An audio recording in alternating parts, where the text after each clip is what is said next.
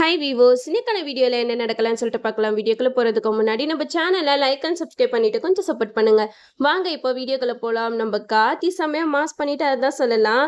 நம்ம கார்த்திக் வந்து சந்திரகலாவை கூப்பிட்டு பேசிக்கிட்டு இருக்காங்க. இங்க பாருங்க, அத்தை கிட்ட பொய்யான பத்திரத்துல கையெழுத்து வாங்கின 2 பேருமே உங்களுக்கு எங்க இருக்காங்கன்னு தெரியும். ஒழுங்கா அவங்கள பத்தின உண்மையெல்லாம் சொல்லிருங்க அப்படின்னு சொல்லிட்டு கேட்கும்போது சந்திரா சொல்றாங்க, எனக்கெல்லாம் அவங்க எங்க இருக்காங்கன்னு தெரியாது, என்கிட்ட எதுக்காக கேக்குறீங்க அப்படின்னு சொல்லிட்டு கேட்க, அதுக்கு கார்த்திக் மயில் கிட்ட சொல்றாங்க, ஏப்பா அந்த வீடியோ கொஞ்சம் காட்டுப்பா அப்படின்னு சொல்ல மயிலும் அந்த வீடியோவை காட்டுறாங்க. அந்த வீடியோவை பார்த்ததுமே நம்ம சந்திரா பயங்கரமா ஷாக் ஆயிட்டாங்க.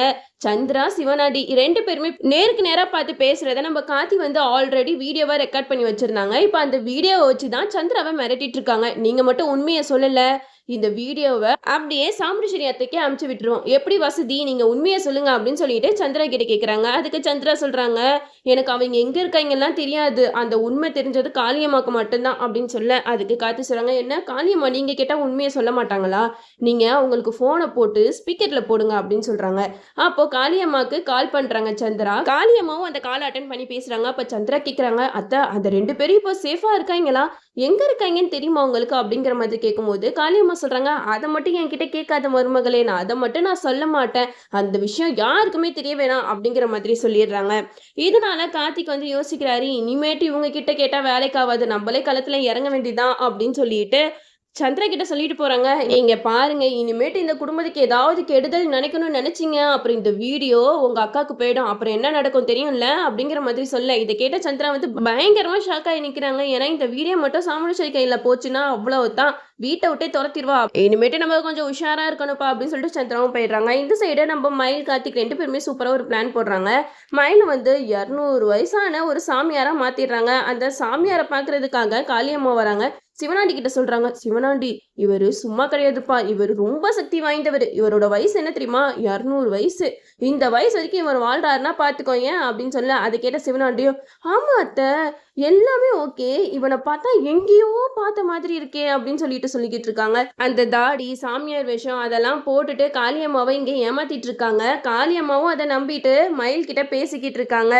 அப்போ நம்ம காளியம்மா வந்து மயில் கிட்ட சொல்றாங்க, நீங்க கண்டிப்பா எங்க வீட்டுக்கு வரணும் அப்படின்னு சொல்லிடுறாங்க. அப்போ மயில் வந்து கார்த்திகிட்ட சொல்றாங்க, என்னப்பா வீட்டுக்கெல்லாம் கூப்பிடுறாங்க போலாமா அப்படிங்கிற மாதிரி சொல்ல, அதுக்கு கார்த்தி சொல்றாங்க, நீங்க காளியம்மா வீட்டுக்கு போனாதான் அந்த 2 பேரை எங்க மறைச்சு வச்சிருக்காங்க நம்ம கண்டுபிடிக்க முடியும் அப்படின்னு சொல்லிட்டு காளியம்மா வீட்டுக்கு போறதுக்கு முடிவு பண்றாங்க. அந்த இடத்துல ரோகிணி, சுவாதி, ரேவதி இவங்க 3 பேருமே சிஷியனா அங்க வேஷம் போட்டு நிக்கிறாங்க.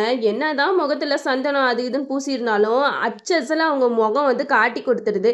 இதை கூட காளியம்மா கண்டுபிடிக்க மாட்டாங்கன்னா கொஞ்சம் சிரிப்பாக தான் வருது. என்ன பண்ணுறது, இது சீரியல்ல எல்லாம் சகஜம் தானே, நம்ம பார்த்து தான் ஆகணும். இந்த சைடு 3 பேரை கூட்டிட்டு மயில் வந்து காளியம்மா வீட்டுக்கு போகிறாங்க. அங்கே போயிட்டு காலடி எடுத்து வச்சோனையே நம்ம மயில் வந்து செம்மையாக ஆக்டிங் பண்ணிட்டு இருக்காங்க. இந்த வீட்டில் ஏதோ பிரச்சனை இருக்கா அப்படி இப்படின்னு சொல்லிட்டு காளியம்மாவை போட்டு பரட்டி எடுத்துடுறாங்க. நம்ம மயில் வந்து சேர் அப்படியே கையால கூப்பிடுறாங்க, அது தானா வந்துடுது. அவர் வந்து அந்த சேர் மேல உட்காரல மிதக்கிற மாதிரி சீன் போட்டுட்டு இருக்காரு. இதெல்லாம் பார்த்துட்டு கார்த்திக் வந்து சொல்றாங்க, நீங்க ரொம்ப ஆடாதீங்க, கண்டிப்பா நீங்க இப்படியெல்லாம் பண்ணீங்கன்னா உங்களுக்கு டவுட் வந்துடும் அப்படின்னு சொல்ல, அதுக்கு மயில் சொல்றாங்க, அதெல்லாம் வராதுப்பா, அதெல்லாம் பார்த்துக்கலாம் அப்படின்னு சொல்லிட்டு மயில் வந்து சாமியாரா நடிச்சிட்டு இருக்காங்க. இந்த சைடு சாமியார் சொல்றாரு, உங்க வீட்டுல 2 ஆம்பளைங்க இருக்காங்களே, அவங்க 2 பேரையும் வர சொல்லுங்க, எனக்கு பாத பூஜை செய்யணும் அப்படிங்கிற மாதிரி சொல்ல, இது கேட்ட காளியம்மா வந்து சிவனாண்டி, முத்துவேலி இவங்க 2 பேரையும் கூப்பிடுறாங்க, நீங்க 2 பேரும் சேர்ந்து சாமியாருக்கு பாத பூஜை பண்ணுங்க அப்படிங்கிற மாதிரி சொல்ல, இதை கேட்டுட்டு சிவனாண்டி யோசிக்கிறாங்க, என்ன இவனுக்கு போய் பாத பூஜை பண்ணணுமா அப்படின்னு சொல்லிக்கிட்டு இருக்கும்போது மயில் பண்றதெல்லாம் பார்த்து ஐயோ இவருக்கு எவ்வளவு சக்தி இருக்கு அப்படின்னு சொல்லிட்டு செம்மையா அந்த இடத்துல மயிலை வந்து சாமியாராவே நம்பிட்டாங்க 2 பேருமே. இவங்க 2 பேரும் இவ்வளோ வேலை பார்த்துக்கிட்டு இருக்காங்க, மயிலை பார்த்து இது டூப்ளிகேட் சாமியார் தான்றதை கண்டுபிடிக்காம இருக்காங்க. அது எப்படின்னு தான் தெரியல. இந்த சைடு ரோகிணி, ரேவதி, சுவாதி 3 பேர் பேசிக்கிட்டு இருக்காங்க.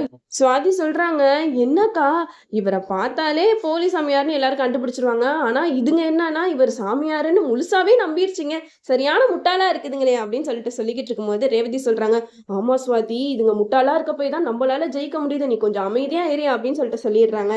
இந்த சைடு கார்த்தி வந்து மயில் கிட்ட சொல்றாங்க, ஏப்பா பாத பூஜைலாம் இப்ப தேவையா அப்படிங்கிற மாதிரி கேட்க, அதுக்கு மயில் சொல்றாங்க, நீ சும்மா இருப்பா, சிவனாண்டி என்னைய பத்தி கொஞ்சம் நெஞ்ச பேச்சா பேசியிருப்பான், நான் வீட்டோட மாப்பிள்ள அப்படி இப்படின்னு சொல்லிட்டு என்ன மாதிரி நீ அசிங்கப்படுத்தினா, அதுக்கெல்லாம் நான் இப்ப வச்சு செய்ய போறேன் அப்படின்னு சொல்லிட்டு அங்க சிவனாண்டியை வந்து பாத பூஜைலாம் பண்ண வைக்கிறாங்க.